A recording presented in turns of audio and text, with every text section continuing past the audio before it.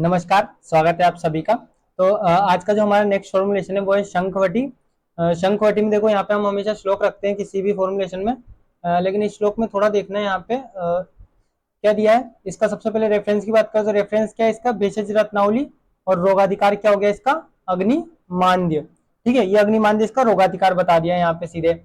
अब यहाँ पे एक चीज याद रखना, हमें श्लोक में देखना है।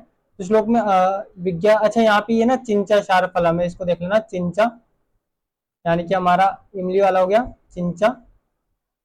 ठीक है, चिंचा शार फलम पटु वज्र फलम। पटु हम किसको कहते हैं, लवण को कहते हैं। ठीक है, ये हमारे पास में हो गया। बाकी इसका रोगाधिकार हमने देख लिया क्या है, रोगाधिकार इसका अग्निमांद्य, भेषज रत्नावली का इसका रेफरेंस है। अब अगर हम यहाँ पे बात करें तो हमारे पास में इंग्रेडिएंट क्या क्या होंगे इसके। तो देखो इंग्रेडिएंट इसके वापिस से वही, यहाँ पे कोई ग्रुप ग्रुप बन नहीं रहा तो हम इसको ट्रिक से याद रखेंगे। ट्रिक कैसे याद रखेंगे, तो देखो यहाँ पे क्या है, पारद है, गंधक है, वत्सनाभ है, त्रिकटु, हिंगू, चिंचाशार, पंचलवण, शंखभस्म और नींबूसर।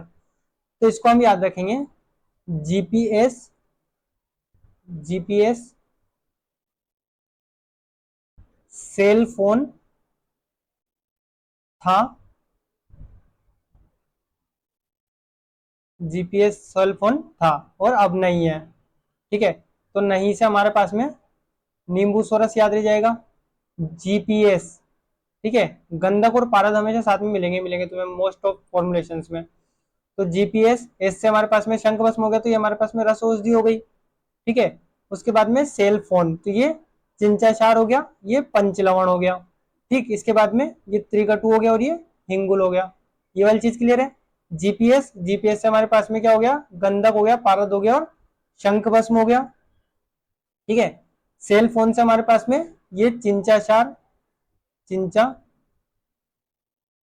चार हो गया और सेल फोन ये पंचलवण हो गया, पंच लवण। ये हमारे पास में त्रिकटु हो गया, ये हमारे पास में हिंगुल हो गया।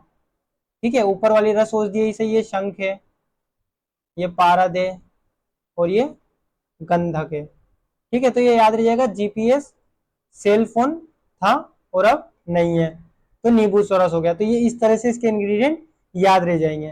क्लियर है, इंग्रेडिएंट की बात खत्म। अब हम चलते हैं नेक्स्ट, हमारे पास में जो है इसका यहाँ पे प्रिपरेशन क्या है। तो प्रिपरेशन में देखो पारद गंधक है, तो सबसे पहले हम इसकी कजली बनाएंगे। कजली बनाने के बाद में वही नींबू सरस की भावना देंगे। नींबू सरस की भावना कब तक देंगे, जब तक कि वो पिल्स बनाने के लायक ना हो जाए, जिससे पिल से टेबलेट बनेगी। उनको बनाकर सन में एक्सपोज कर लेंगे और स्टोर कर लेंगे कंटेनर में। वही हमारा वापस से बनाने की प्रिपरेशन है इसको। और डोज फॉर्म की अगर याद, डोज की बात करें तो डोज क्या है इसका, यहाँ पे 2 से 4 रत्ती। ठीक है, 2 से 4 रत्ती इसका डोज है। अनुपान की बात करें तो हनी, वार्म वाटर या बटर मिल्क किसी के भी साथ में इसको दे सकते हैं। हनी और वार्म वाटर और बटर मिल्क।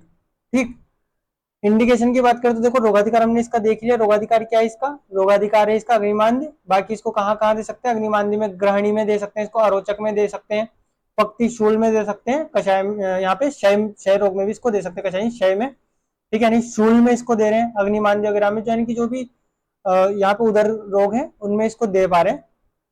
बात करें इसके रिसर्च अपडेट की, तो रिसर्च अपडेट में इसमें क्या क्या है।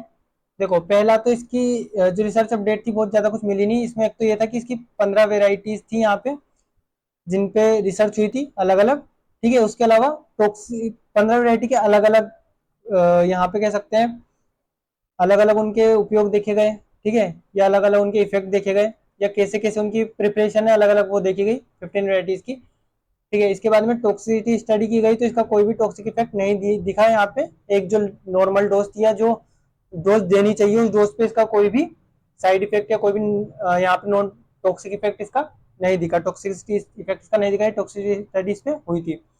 इसके बाद में हम देखें अगला फार्माकोडायनेमिक्स। फार्माकोडायनेमिक्स क्या कि what drug does to body. तो यहाँ पे देखो चिंचाशार ये क्या करता है, डाइजेशन में हेल्प करता है यहाँ पे। पंचलवण, पंचलवण क्या करेगा यहाँ पे, ये भी डाइजेशन में हेल्प करेगा, एपिटाइट यानी भूख को स्टिमुलेट करेगा।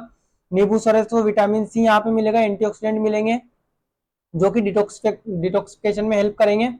उसके बाद में शंख भस्म है तो वो भी यहाँ पे एंटी एसिड के रूप में वर्क करेगी और डाइजेस्टिव होगी। ठीक है, इसके बाद में हिंगू है तो वो भी डाइजेस्टिव, यहाँ पे जितने भी है सारे डाइजेस्टिव है या कह सकते हैं एंटी एसिड है।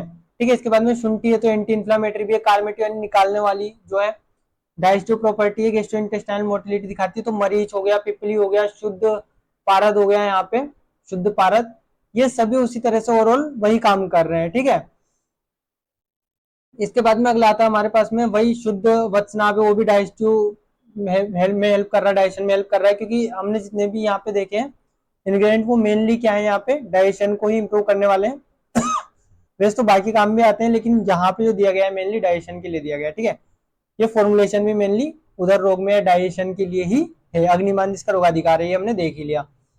फार्माकोकाइनेटिक्स की बात करें तो वही एब्जॉर्प्शन, डिस्ट्रीब्यूशन, मेटाबॉलिज्म और एक्सक्रीशन। तो देखो फार्माकोडायनेमिक्स काइनेटिक्स में हम एक पूरी सेपरेट वीडियो बनाने वाले हैं डीजी के उसमें जाके, तो उसे बिल्कुल देखिएगा, उसमें आपको अलग अलग एस्पेक्ट दिखेंगे फार्माकोकाइनेटिक्स और डायनेमिक्स के। यहाँ पे हमें जनरल एक देखना है, बाकी आपको और ज्यादा पढ़ने की इच्छा है तो आप रिसर्च पेपर पढ़िए, वहां पे आपको और एलोबरेट करके सब कुछ मिलेगा। यहाँ पे मैं उतना ज्यादा रख नहीं सकता, मेरे पास भी एक लिमिटेशन है, इसलिए मैंने एक एग्जाम में लिखने के हिसाब से आपकी चीजें रखी है, ठीक है। तो ये एब्जॉर्प्शन वही गैस्ट्रोइंटेस्टाइनल ट्रैक्ट में इसका एब्जॉर्प्शन होगा, उसके बाद में डिस्ट्रीब्यूशन होगा जो टारगेट ऑर्गन से वहां पे, उसके बाद मेटाबोलाइज होगा, ये तो लीवर में मेटाबॉलिज्म होगा। बाकी जो यहाँ पे कहें हम कि जो अनमेटाबोलाइज्ड होगा वो सारा, या मेटाबोलाइज जिसका मेटाबॉलिज्म नहीं हुआ है वो सारा यूरिन और फेसिस के थ्रू बाहर हो जाएगा, ठीक है। तो ये इसका फार्माकोकाइनेटिक्स हो गया। तो ये हमारा शंखवटी खत्म होता है। इंग्रेडिएंट याद रखना, जीपीएस सेल फोन था और अब नहीं है,